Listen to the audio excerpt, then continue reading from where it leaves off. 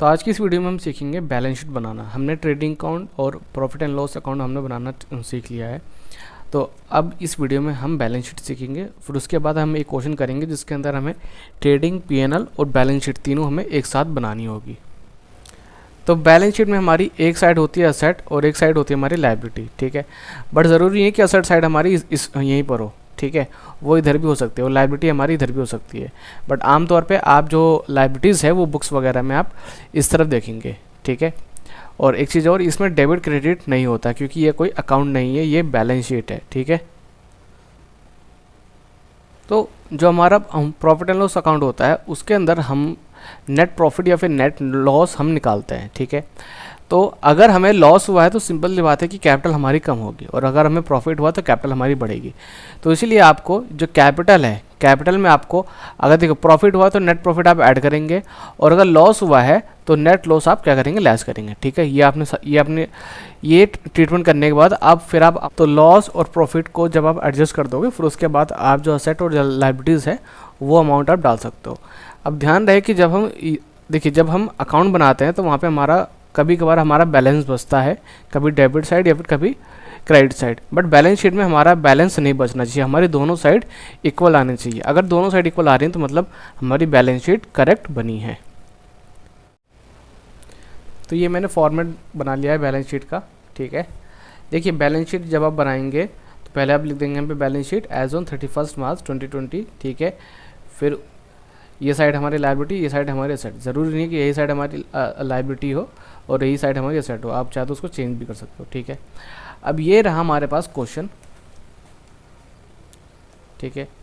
अब इस क्वेश्चन में हमसे बोला गया कि from the following trial balance prepare trading and profit and loss account for the year ended 31 March 2020 and balance sheet as at that date, ठीक है। तो यहाँ पे हमें तीनों चीज़ बनानी है, ट्रेडिंग, प्रॉफिट एंड लॉस और बैलेंस शीट। बट हम सिर्फ इससे बैलेंस शीट बनाएंगे, ठीक है।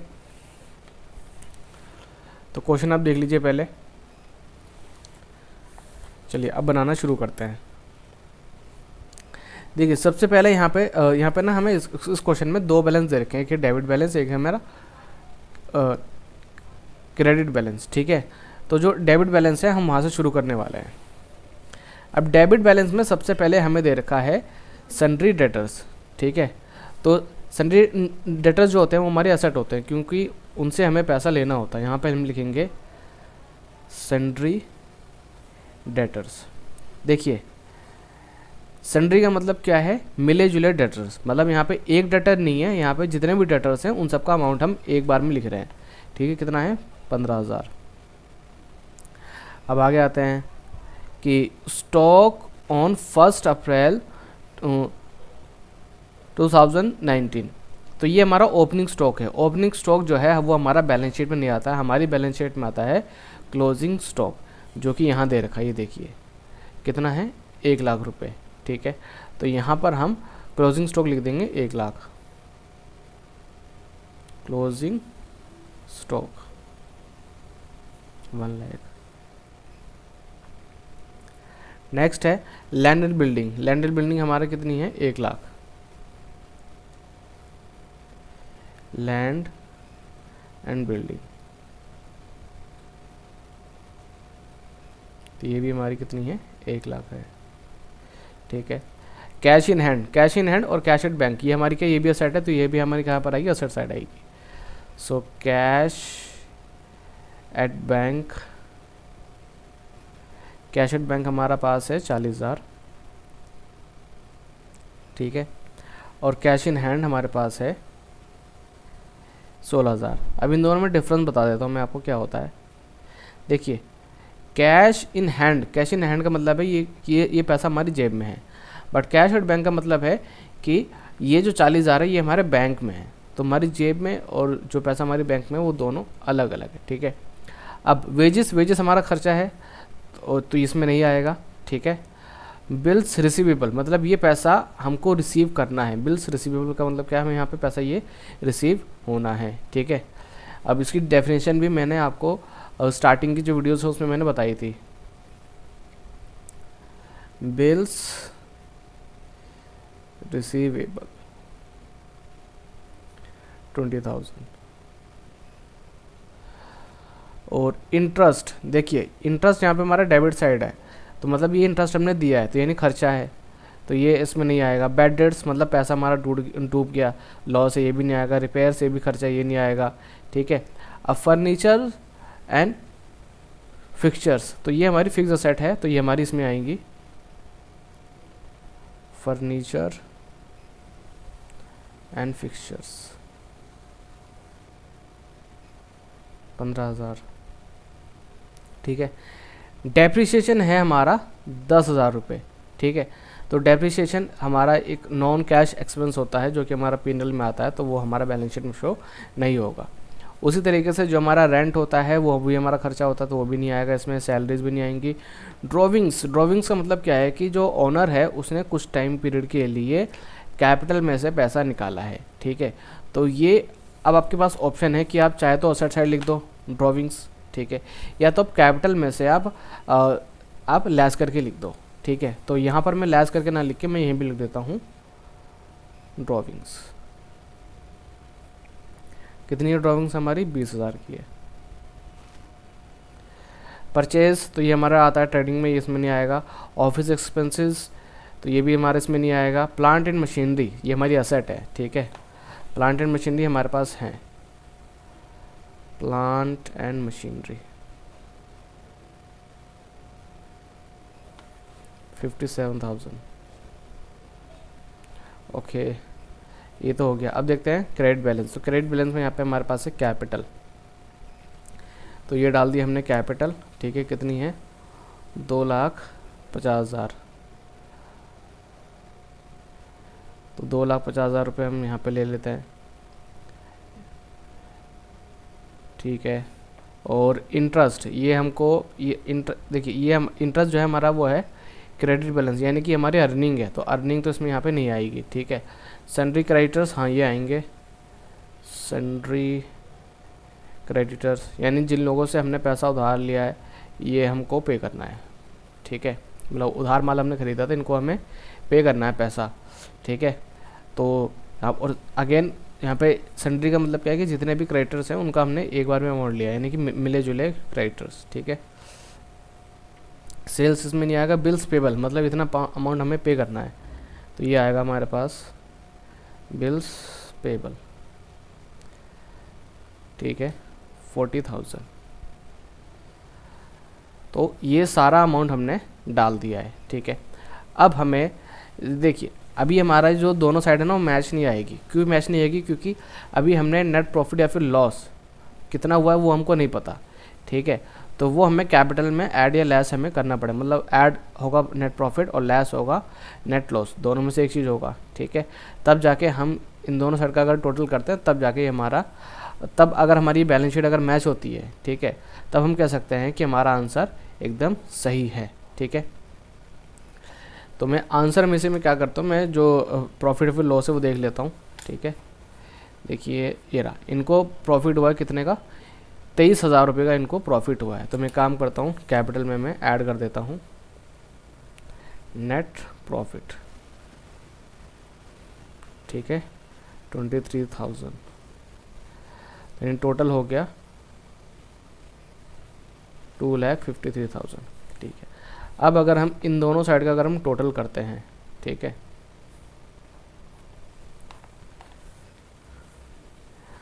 तो हमारा बैलेंस सेम आना चाहिए। सॉरी यहाँ पे हमारा जो अमाउंट है वो गलत हो गया, वो है 2,73,000, ठीक है। अब हम इसका टोटल करते हैं। तो हमने दोनों साइड का टोटल कर लिया है, तो हमारा टोटल आया है 3,83,000, जो कि दोनों साइड का इक्वल आ रहा है, ठीक है। बट अगर आप आंसर में देखेंगे तो यहाँ पर आ रहा है 3,63,000, 3,63,000। वो डिफरेंस इसलिए है क्योंकि यहाँ पे देखिए इन्होंने ड्राविंग्स इन्होंने यहाँ पे माइनस करी थी, ठीक है। बट हमने क्या करा, उस ड्राविंग्स को यहाँ पे हमने माइनस न करके हमने इधर लिख दिया है, ठीक है। तो इसी वजह से जो यहाँ पे बैलेंस है वो अलग आ रहा है और यहाँ पे अलग आ रहा है, बट ओवरऑल हमारा जो आंसर है वो एकदम सही है, ठीक है। तो चलिए अब हम एक क्वेश्चन करेंगे जिसमें हमें ट्रेडिंग, P&L और जो बैलेंस शीट है वो हमें तीनों बनानी होगी। तो ये मैंने फॉर्मेट बना लिया ट्रेडिंग अकाउंट का, पीएनएल का और बैलेंस शीट का। अब हम क्वेश्चन देखते हैं। तो ये रहा हमारा क्वेश्चन। तो इसमें हमें ट्रायल बैलेंस दे रखा है और हमें ट्रायल बैलेंस की मदद से, ठीक है, जो रामचंद्रा है उनकी हमें trading account, profit and loss account और बैलेंस शीट हमको बनाना है, ठीक है। तो एक एक करके यहाँ से हम आइटम की वैल्यूज हम उठाएंगे और हम पुट करते हुए चलेंगे। तो सबसे पहले इसमें दे रखा है हमें कैपिटल। तो कैपिटल जो है वो हमारी किस में आती है, वो आती है हमारी बैलेंस शीट में। तो बैलेंस शीट में यहाँ पे हम लिखेंगे लायबिलिटी साइड में कैपिटल, ठीक है। कैपिटल कितनी है हमारी, 1,50,000। अब आगे कह रहा है स्टॉक ऑन 1 अप्रैल 2019, ठीक है, यानी ओपनिंग स्टॉक है हमारा 30,000। तो हमें पता है ओपनिंग स्टॉक हमारा कहाँ आता है, ट्रेडिंग अकाउंट में आता है। तो यहाँ लिखेंगे टू ओपनिंग स्टॉक कितना है, 30,000, ठीक है। नेक्स्ट है हमारा कैश एट बैंक और कैश इन हैंड। तो कैश एट बैंक हमारा कितना है, 10,000 और ये हमारा 5,000। तो कैश एट बैंक और कैश इन हैंड, ठीक है। कैश एट बैंक है हमारा 10 और 5, ठीक है, ये हो गया 10,000 और ये हमारा 5,000। आगे बढ़ते हैं। मशीनरी हमारे पास कितनी है, 1,00,000 रुपए की है मशीनरी, 1,00,000। और फर्नीचर है हमारे पास 30,000 का,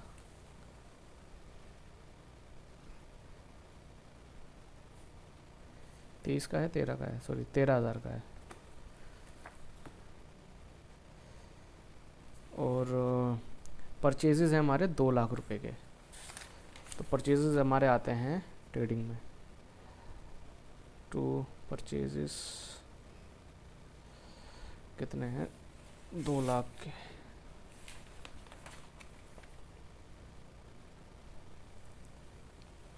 वेजेस हमारे आते हैं ट्रेडिंग अकाउंट में, टू वेजेस 50,000। और देखिए क्वेश्चन देख लीजिए, कैरेज इनवर्ड, ठीक है। और कैरेज इनवर्ड मैंने बताया था कि हमारा ये ट्रेडिंग अकाउंट में आता है, टू कैरेज इनवर्ड। तो ये हमारा कितने का है, 33,000 का। उसके बाद है हमारा सैलरीज। तो सैलरीज आती है हमारी पीएनएल में, टू सैलरीज। तो सैलरीज हैं हमारी 70,000 की। फिर उसके बाद है डिस्काउंट अलाउड, ठीक है, हमने डिस्काउंट दिया है, ठीक है, तो मतलब वो हमारा खर्चा है, तो हमारा वो आएगा पीएनएल में।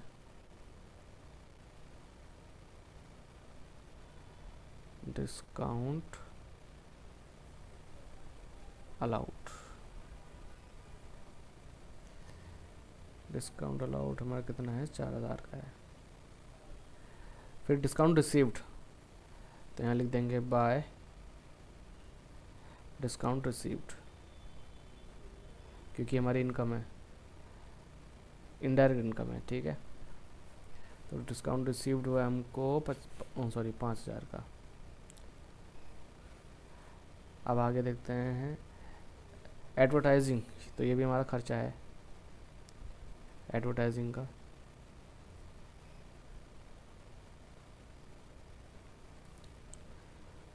$50,000। ऑफिस एक्सपेंसेस, तो ये भी हमारा इसमें ही आएगा, ऑफिस एक्सपेंसेस, ठीक है, कितना है, 40,000 का है। तो ये हो गया। फिर सेल्स हमारा आता है ट्रेडिंग में, तो बाय सेल्स, ठीक है, बाय सेल्स हमारा कितना है,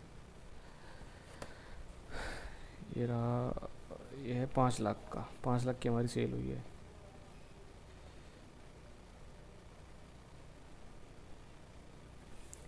फिर सन्ड्री डेटर्स हमारे हैं 90,000 के, सन्ड्री डेटर्स हैं हमारे 90,000 के डेटर्स, 90,000 के। और क्रेडिटर्स हैं हमारे 40,000 के,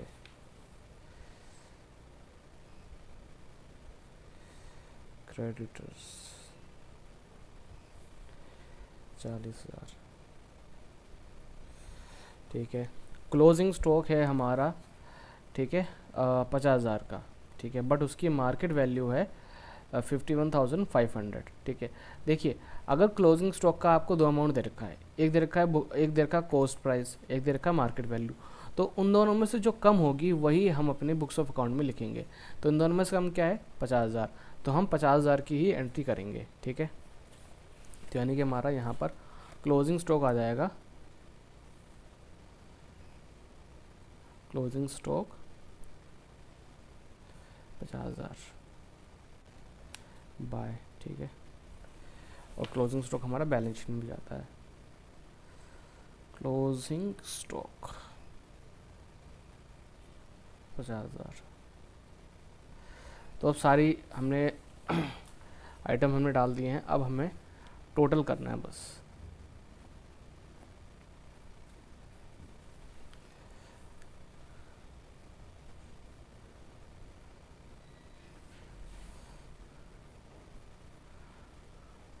तो पहले हम टोटल करना शुरू करेंगे ट्रेडिंग अकाउंट से, ठीक है। तो एक काम करते हैं, यहीं से हम आइटम सारे मैच करते चलते हैं। देखिए, ओपनिंग स्टॉक हमने 30,000 हमने डाल दिया, ठीक है। परचेज हमने 2 लाख की हमने डाल दी, वेजेस हमने 50,000 की डाल दी, कैरेज इनवर्ट हमारा है 33,000, वो भी डाल दिया। सेल्स है हमारी 5 लाख की, और क्लोजिंग स्टॉक है हमारा 50,000 का। तो अगर हम क्रेडिट साइड देखते हैं तो ये हमारी कितनी आ गई? 5,50,000 की, ठीक है। बट अगर हम यहाँ पे देखें तो ये 2 और ये 30,000, यानी 2,30,000, और ये 2,80,000 रुपये, ठीक है। तो ये 3 लाख समथिंग कुछ आ रहा है। तो बट यहाँ पर अगर हम देखें तो यानी कि हमारा जो क्रेडिट साइड है वो बड़ी है और एक्सपेंस साइज हमारी कम है, ठीक है। मतलब इनकम ज़्यादा है और ख़र्चा कम है। तो ये हमारा है 5,50,000। 5,50,000 में से ये माइनस करेंगे तो हमारे पास ग्रोस प्रॉफिट आ जाएगा, ग्रोस प्रॉफिट 2,37,000, ठीक है। तो यानी यहाँ पे हम लिखेंगे 5,50,000 और यहाँ पे 5,50,000। अभी जो ग्रोस प्रॉफिट है, वो कहाँ होगा? वो ट्रांसफ़र होगा पीनल में। तो यहाँ लिखेंगे बाय ग्रोस प्रॉफिट, ठीक है।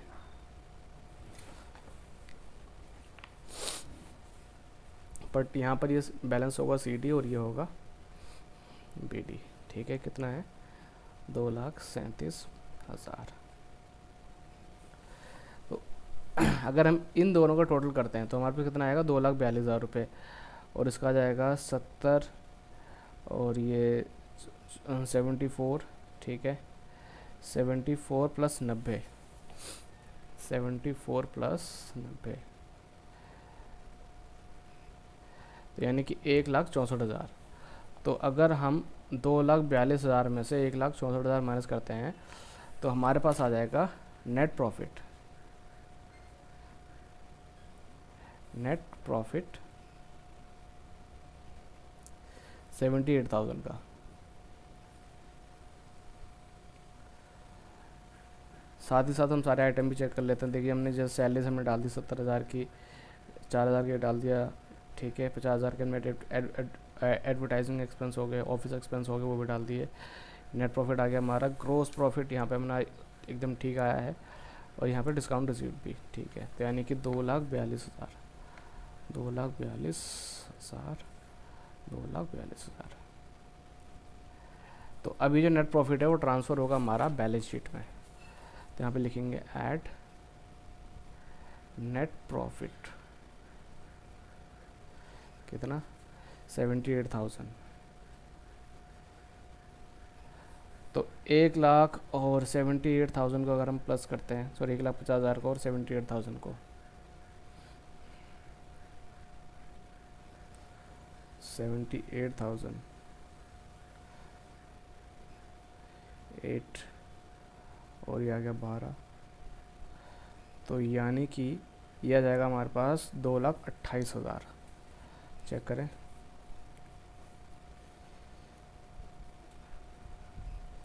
ठीक है, 2,28,000 रुपये, 2,28,000, ठीक है। अब ये अमाउंट इसका हम टोटल करते हैं और इसका हम टोटल करते हैं। देखिए 2,28,000 और 40,000, 2,28,000 और 40, ठीक है, तो 8 6 यानी 2,68,000, ठीक है। तो इधर का आ गया 2,68,000। अब इधर का भी आना चाहिए 2,68,000। तो चलिए इधर करते हैं फिर। तो 1,00,000 1,00,000 और ये 90,000, तो 1,90,000 हो गया, ठीक है। और ये हो गया 50 60 और 65, तो 1,90 और 65, ठीक है।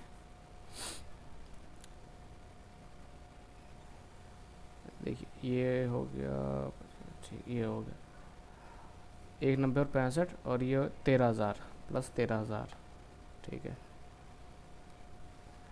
तो 8 और 10 16, ठीक है। तो इसका भी कितना आ रहा है, 2,68,000 आ रहा है, यानी हमारा सही है 2,68,000, 2,68,000, ठीक है। तो आई थिंक ये क्वेश्चन आपको पूरा अच्छे से समझ में आया होगा कि कैसे आपको trading account, profit and loss account और बैलेंस शीट बनाना है, ठीक है।